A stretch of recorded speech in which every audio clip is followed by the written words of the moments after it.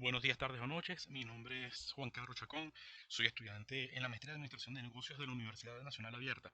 Vamos a conversar en esta oportunidad de los tipos de evaluación de proyectos con énfasis en la evaluación de la materia formulación y evaluación de proyectos. Para comenzar, debemos definir lo que es un proyecto de manera de poder enlazar lo que hemos visto hasta ahora en unidades anteriores. Un proyecto no es más que un esfuerzo temporal que se lleva a cabo para crear un producto, un bien o un servicio, que esto es un resultado único y se logra a través de la utilización de un conjunto de recursos que a su vez se traducen en costos, los cuales deben incurrirse para poder llevar a cabo la ejecución del proyecto. Ahora bien, este producto, bien o servicio, que es un resultado único, representa los objetivos que se trazaron o los objetivos trazados al que deben ser alcanzados y estos representan o se manifiestan en beneficios para las personas afectadas por el proyecto. Y estas personas afectadas puede ser una comunidad o incluso una organización dentro de la cual se está ejecutando dicho proyecto. Los proyectos se clasifican en proyectos de inversión privada y proyectos de inversión pública. Los proyectos de inversión privada son ejecutados a través de capital privado con el objetivo de generar beneficios económicos por la venta de los productos, bienes o servicios que genere ese proyecto. Los costos de ejecución se encuentran representados por los pagos efectuados por la utilización de los recursos asignados y asociados para el desarrollo, implementación y poner en operación el proyecto. Los proyectos de inversión pública, en cambio, son ejecutados por el Estado con el objetivo de generar bienes públicos, lo cual son beneficios que no necesariamente se miden en retorno de inversión desde el punto de vista financiero, a diferencia de los proyectos de inversión privada. Eh, que realmente esto busca es maximizar niveles de satisfacción por cada bolívar invertido en el proyecto, es decir, el impacto social en la eliminación y erradicación de aspectos negativos que agobian a la sociedad o a la comunidad. Estos proyectos no son de atractiva inversión para el capital privado, pero haciendo un uso racional de los fondos públicos se busca satisfacer las necesidades de las comunidades. Ahora, independientemente del tipo de proyecto, la decisión de la ejecución del mismo dependerá del previo análisis del balance existente entre los costos y beneficios asociados a la ejecución. Ciclo de vida de los proyectos. Todo proyecto nace a raíz de un problema. Nacen a partir de ideas que surgen para generar soluciones a problemáticas existentes, solventar necesidades dentro de una comunidad determinada, en una organización, etcétera. Estas ideas se transforman en estudios que permiten decidir acerca de la ejecución de un proyecto que es seleccionado dentro de varias alternativas y así tener acceso a financiamiento o invertir los recursos financieros que se dispongan para la ejecución del mismo. Los proyectos realmente van a generar productos o servicios que van a ser demandados por una comunidad para poder solventar ciertas determinadas situaciones o cubrir ciertas determinadas necesidades. En la fase de preinversión, realmente estaremos hablando del proceso de elaboración y evaluación del proyecto que se llevará a cabo para resolver dicha problemática o atender esa necesidad que le está dando origen al proyecto. Consiste en un grupo de evaluaciones que se hacen, o sea, en cuanto a lo que es cuál es la mejor inversión o cómo crear un producto o servicio al mínimo costo, o sea, maximizar la productividad del mismo, bien sea esto de interés social o una inversión privada. La fase de inversión contempla todas las acciones destinadas a materializar el proyecto, por lo general representada en todas aquellas acciones u obtención de recursos financieros de diferentes entes para poder materializar el mismo y poder generar a la larga el producto o servicio que va a resolver o va a cubrir esa necesidad. Posteriormente, en la fase de operación, entra en funcionamiento el producto, bien o servicio que se genera a través del proyecto y va a permitir satisfacer las necesidades o solucionar el problema que constituyó lo que es el origen del proyecto. Una vez que entre en operación el producto, bien un servicio generado por el proyecto, se procede o se efectúa lo que es la evaluación de los resultados. O sea, se verifica si efectivamente el problema ha sido solucionado o se requieren introducir ciertas medidas correctivas pertinentes para poder hacer que éste cubra realmente o solvente la necesidad problemática que en teoría ha dado origen al mismo. En lo que respecta al ciclo de vida, la primera fase de preinversión se subdivide a su vez en 5 fases. El primer de esta fase es la generación de la idea del proyecto, que por lo general puede tener dos orígenes. O sea, primero la existencia de necesidades insatisfechas en el presente, déficit actuales, déficit de qué? De la demanda que no puede ser cubierta en la totalidad por el servicio o producto que actualmente o sencillamente no existe. O déficit en el futuro, que es un futuro previsible, o sea, déficit futuro, algo que no se va a poder cubrir o la existencia de potencialidades u oportunidades que pudiesen ser aprovechadas por el proyecto. Una vez que nace el proyecto con la idea, eh, esto genera lo que es el estudio preliminar o el perfil del proyecto, que es realmente un estudio en base a información existente y la experiencia en la materia del proyecto, dando importancia en la correcta identificación, formulación y preparación del proyecto, identificando, por supuesto, lo que son los objetivos y las posibles soluciones a implementar para lograr alcanzar dicho objetivo. La fase de la prefactibilidad se busca disminuir los riesgos de quien tiene que tomar la decisión. Esto por medio de la mejora de la calidad de la información que se pone a su disposición y realizando una evaluación, muy importante, realizando una evaluación más profunda de las alternativas viables y así se determina la bondad de cada una de ellas, de tal forma de seleccionar la mejor. La factibilidad representa un análisis más profundo de la alternativa viable que se determinó en la etapa anterior, esto sin dejar de estudiar otras alternativas que pudiesen mejorar el proyecto desde el punto de vista de los objetivos fijados previamente. Finalmente llegamos a la última fase, diseño, que consiste en, como su palabra lo dice, el diseño definitivo una vez decidida la ejecución del proyecto y contando con el dictamen de viabilidad y decisión favorable para el financiamiento del mismo.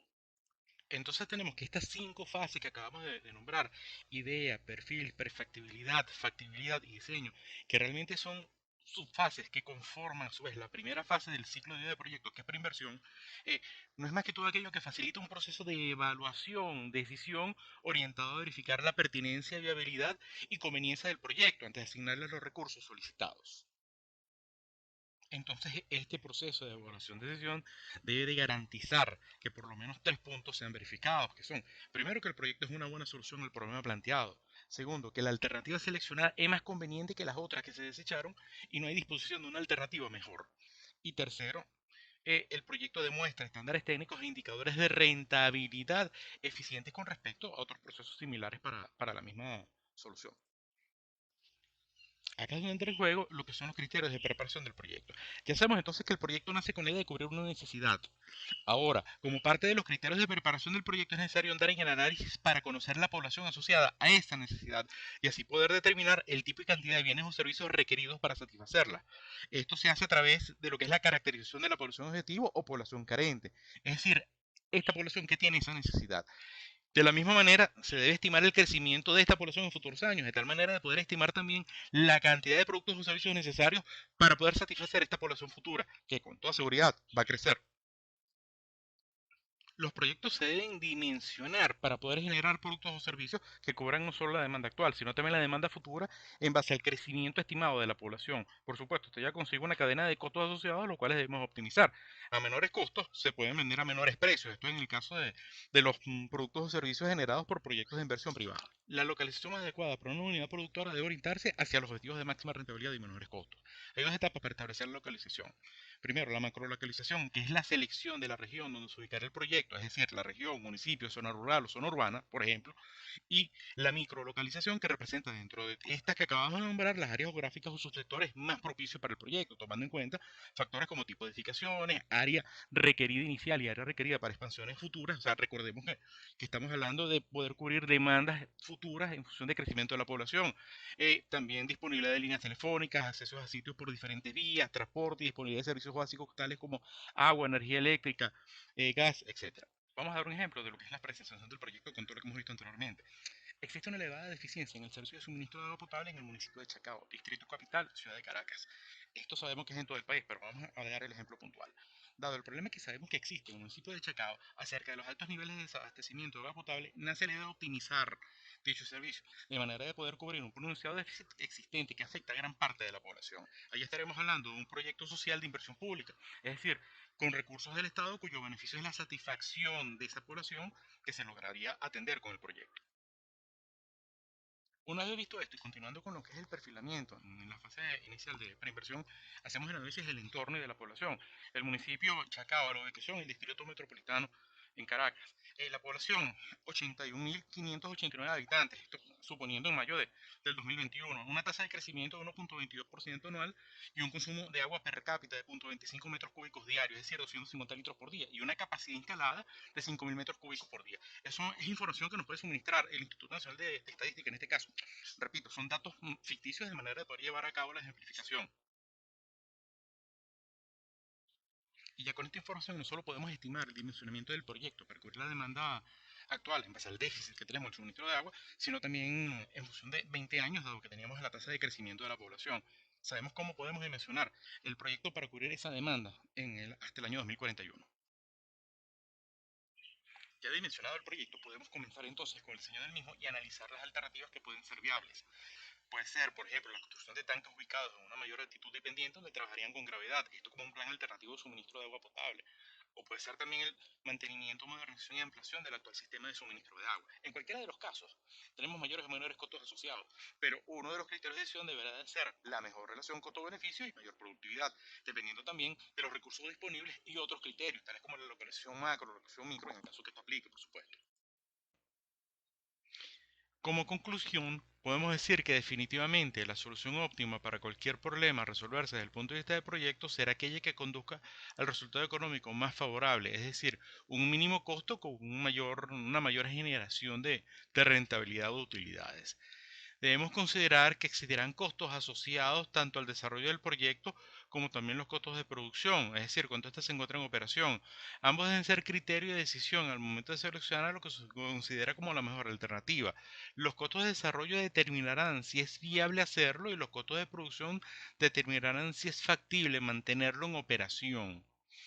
Los gastos y costos deben ser estimados también en moneda extranjera, es decir, en divisas, pese a que no es la moneda de curso legal de nuestro país, la hiperinflación que forma parte del entorno donde se encuentran todas las organizaciones pudiese afectar la operación de las mismas.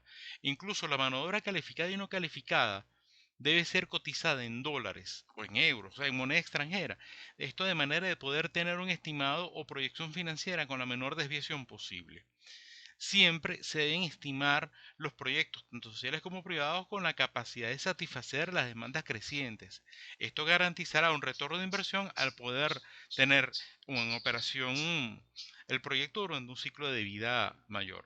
Bueno, esto es todo por hoy. Muchísimas gracias a todos por la atención.